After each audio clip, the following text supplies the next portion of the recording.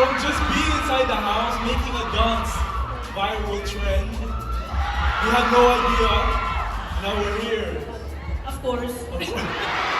Galing mo ng English mo. Oo, ang haba, di ba, ng English ko? Relate ka sa English ko. Yeah. Yeah? Yeah.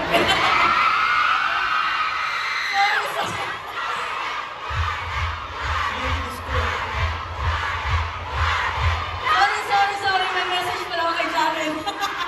Nakalimutan ko. Alam mo naman nung nasa loob pa tayo ng bahay ni Kuya, alam mo na yung mga gusto nating marating sa,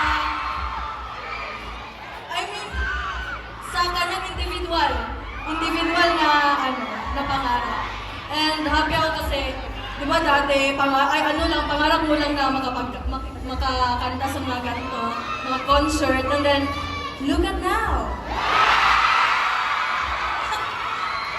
Dito ka na at pinakanta mo na yung kanta mo sa mga people and nagustuhan naman yung kanta mo.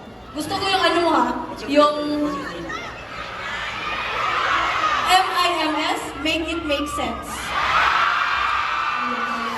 Oh, la la la la la, make it make. Concert mo to. Ay, sorry. Sorry ha? Sorry.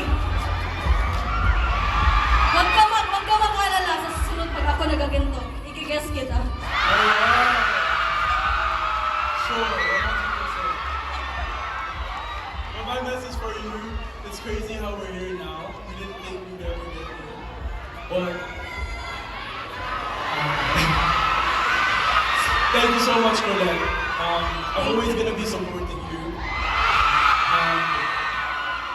Because she's such a great supporter as well. She came in and she performed. But then a round of applause!